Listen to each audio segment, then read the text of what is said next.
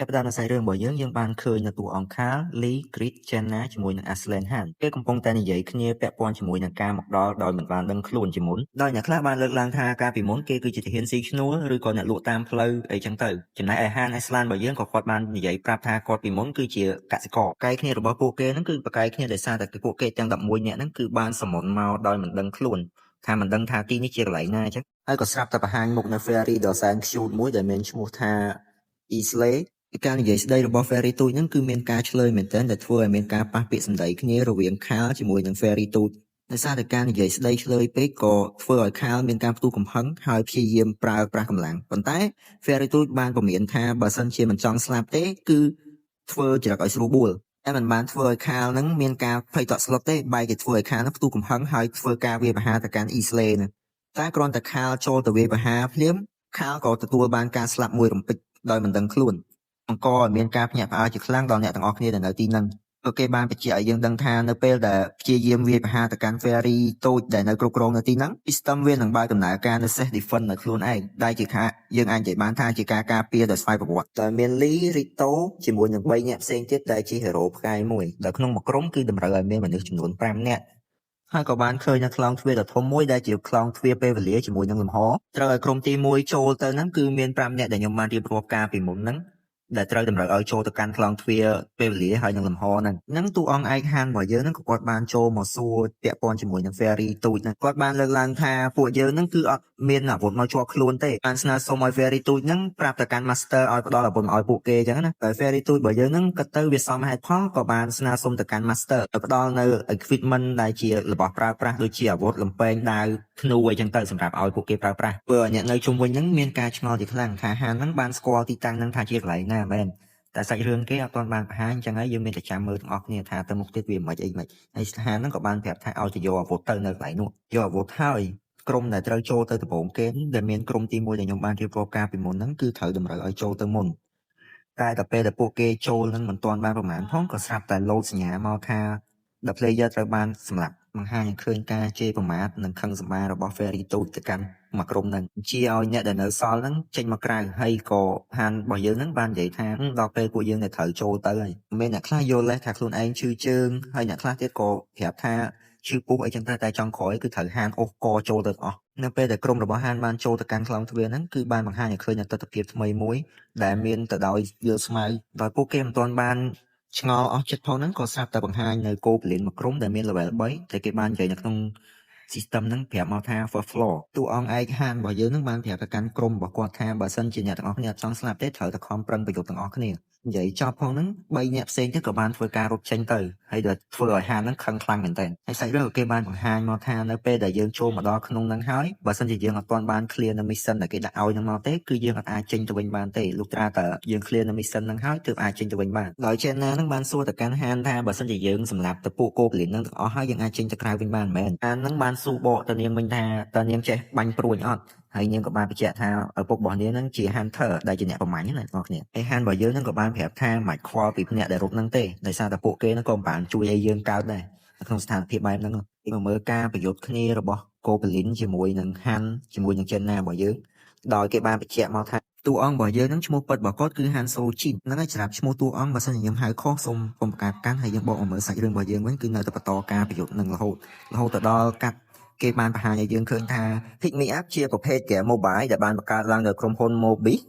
ដែលគោលបំណងតម្រូវឲ្យ player ហ្នឹង clear ពីជាន់ទី1រហូតទៅដល់ជាន់ទី100ទើបអាចទទួលបានជ័យជំនះនៅក្នុងហ្គេមហ្នឹងកាត់តែអតីតកាលដោយតួអង្គរបស់យើងហ្នឹងកំពុងតែសម័យថាដោយគាត់កំពុងតែលេងហ្គេម Pick Me Up ហ្នឹងនៅក្នុងជីវិតពិតនៅក្នុងពិភពលោកពិតរបស់គាត់ហ្នឹងក៏ស្រាប់តែមាន event មួយបានលោតឡើងគាត់ក៏បានគិតទៅថាគាត់ហ្នឹងគឺជាមនុស្សមួយដែលអត់សូវសំណាងសារតែការប្រវល់របស់គាត់ហ្នឹងបើសិនជាអ្នកទាំងអស់គ្នាធ្លាប់លេងហ្គេមពីមុនមកអ្នកទាំងអស់គ្នាអាចយកប្រវល់របស់គាត់ហ្នឹងគឺអត់ដែលទទួលបាននៅសំណាងទទួលបាន hero ផ្កាយ5នេះយ៉ាងដែលគេទាំងអស់គ្នាគឺសឹកតែមានអស់ហើយហើយបើយើងគាត់បានគិតថានៅក្នុង event ហ្នឹងគឺមានសភៅមួយក្បាលដែលអាចធ្វើឲ្យ hero ផ្កាយ6ហ្នឹងឡើងទៅដល់ផ្កាយ7បានអញ្ចឹងហើយគាត់អាចខកខាន event ហ្នឹងបានអញ្ចឹងគាត់ក៏បានបញ្ជូន hero របស់គាត់ហ្នឹងដែលមាននៅក្នុង game ហ្នឹងចូលទៅក្នុង event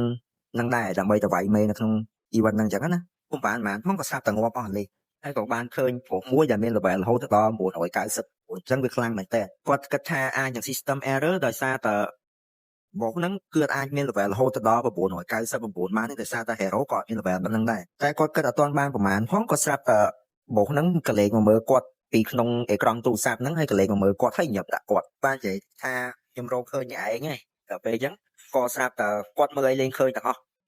ហើយក៏ស្រាប់តែ load ទាំង system មួយបញ្ជាក់មកថាឲ្យគាត់ហ្នឹងបង្កើត account ជាមួយនឹងដាក់ username ត្រូវតម្រូវគាត់បំពេញ information នៅក្នុង game ហ្នឹងប៉ុន្តែគាត់អត់បានបំពេញទេវាដើរដោយ automatic របស់វាខ្លួនឯងកាត់មកដល់ពេលហ្នឹងគឺគាត់បើកភ្នែកឡើងមកក៏គាត់ឃើញថាគាត់បានផ្លាស់ប្ដូរពីពិភពលោកពិតរបស់គាត់ហ្នឹងចូលមកដល់ក្នុងពិភពលោកមួយទៀតដែលគាត់អត់ទាន់ដឹងថាកន្លែងហ្នឹងជាកន្លែងណាផងហ្នឹងស្រាប់តែមានផ្ទាំង system មួយ load បង្ហាញមកថាផ្លូវហ្នឹងកំពុងតែមានសត្រូវអត់ស្គាល់អត្តសញ្ញាណមួយដែលកំពុងតែវាបង្ហាញមកកាន់ទីតាំងរបស់គាត់ចូលជើងហ្នឹងគាត់ឆ្ងល់អត់ទាន់បានប្រហែលផងក៏ស្រាប់តែមានផ្ទាំង system មួយទៀតមកថាឲ្យគាត់បំពេញ quest ដែលត្រូវតម្រូវឲ្យគាត់ហ្នឹងសម្លាប់Goblin ដែលបានធ្វើការ invade មកកាន់ទីក្រុងហ្នឹងធ្វើឲ្យតួអង្គឯងរបស់យើងនឹងមានការភ្ញាក់ផ្អើលជាខ្លាំងហើយគាត់បានចែកទៅកាន់ខ្លួនឯងថាវាមិនមែនជាការពិតទេវាមិនមែនជាការពិតទេអញ្ចឹងណាប៉ុន្តែគាត់អត់មានពេលគិតច្រើនទេអញ្ចឹងហើយគាត់ត្រូវព្យាយាមស្របខ្លួនឲ្យទាន់នឹងស្ថានភាពដែលកំពុងកើតឡើងដោយសារតែ Goblin កំពុងតែវាបហាមកកាន់គាត់ហើយការប្រយុទ្ធនៅតែបន្តរហូតទាល់តែគាត់នឹងទទួលបានជ័យជំនះហើយ clear នៅ quest ដែលគេបានដាក់ឲ្យមកហ្នឹងពួកអង្គឯងរបស់យើងនឹងកំពុងតែអង្គុយឆ្ងល់ថាគាត់នឹងកំពុងតែជាប់នៅក្នុងហ្គេមមែនគាត់ក៏បានកលេចមើលនៅជុំវិញខ្លួនគាត់ក៏នឹកឃើញថាពិភពលោកនឹងដូចជាគាត់ធ្លាប់ស្គាល់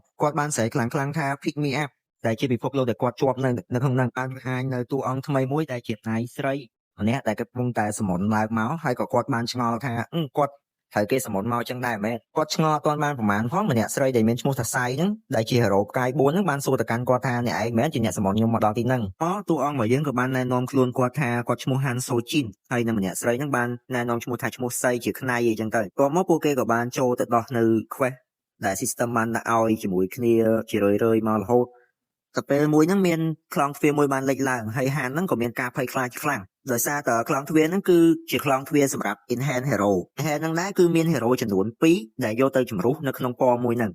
ហានហ្នឹងគាត់អត់ទាន់បានភ័យអស់ប្រមាណផងក៏ចេញទៅ fairy ទូចរបស់យើងហ្នឹងចេញមកថាឲ្យគាត់ចូលរឿងហ្នឹងទៅព្រោះ master ពុំចាំដែលហានរបស់យើងហ្នឹងបានហៅទៅកាន់ fairy ទូចរបស់យើងថា Islay ហ្នឹងបានឆ្ងល់ថាមិនបានហានហ្នឹងស្គាល់ឈ្មោះរបស់គ្នាដោយសារតែគាត់អត់បានប្រាប់ឈ្មោះទៅកាន់ហានហ្នឹងទេហានហ្នឹងក៏គាត់គិតក្នុងចិត្តថាមកគាត់ដឹងមិនបើគាត់អ្នកលេង pick me up ហ្នឹងដែរណាបានប្រាប់ឈ្មោះទៅកាន់ Islay របស់យើងថាគាត់មានឈ្មោះថា Han Sojin តែបើយើងហ្នឹងគាត់រកឈ្មោះ Han Sojin ហ្នឹងអត់ឃើញទេគាត់ឃើញតែ Islay ហ្នឹងរកឈ្មោះ Han Sojin ហ្នឹងអត់ឃើញទេឃើញតែ Island Hanក្នុងរូបហ្នឹង Island Han ហ្នឹងក៏អត់ដូចរូបគាត់បច្ចុប្បន្នហ្នឹងដែរចុះឡើង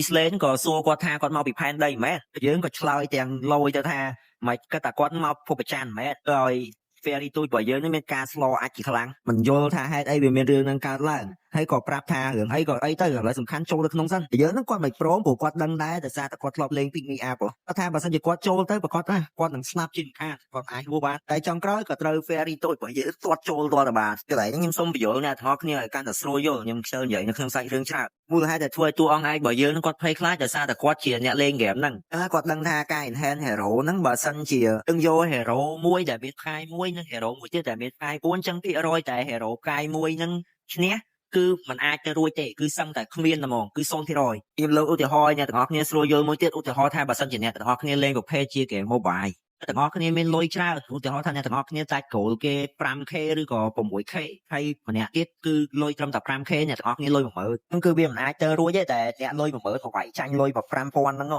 ញ្ចឹងគឺភាគរយគឺអត់មានហ្មងគឺ0%ហ្នឹងហើយកន្លែងហ្នឹងស្គមតែអ្នកទាំងអស់គ្នាយល់ពេលការជំរុះចប់ហ្នឹងដែលធ្វើឲ្យតួអង្គយើងនឹងភ្ញាក់ផ្អើលខ្លាំងមែនតើហើយបែរជា hero ផ្កាយ4ហ្នឹងបែរជាអ្នកពាក់លីទៅវិញតែជាអ្នកត្រូវជំរុះចេញទៅវិញតែខ្ញុំនិយាយមុនហ្នឹងអ្នកទាំងអស់គ្នាមិនឆ្ងល់ទេដោយសារតែរឿងហ្នឹងគឺ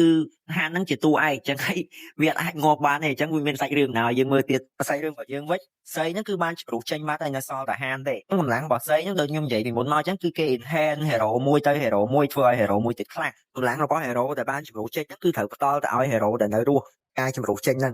ដល់ពេលបច្ចុប្បន្នរបស់យើងឃើញថារត់ចេញទាំង3នាក់មុនហ្នឹងគឺត្រូវបានកោបនិយាយតាមប្រមាញ់ហើយសម្រាប់ចោលទាំងអស់ងាប់ទាំង3នាក់នៅសល់តែហាន់ជាមួយនឹង Jenna ទេតែមកមើលការប្រយុទ្ធហាន់ជាមួយនឹង Jenna កំពុងតែព្យាយាមសម្រាប់នៅកូបលិនដោយសារតែគាត់មានគ្នាតែ2នាក់ទេដោយសារតែ3នាក់ទៀតគឺត្រូវបានកូបលិននឹងសម្រាប់ចោលបាត់ហើយពេលហ្នឹងហាន់គាត់បានសួរទៅកាន់ Jenna ថាមិនហើយ Jenna ពីក្បាលទៀតសម្រាប់ហើយនៅ Jenna ក៏ប្រាប់ថា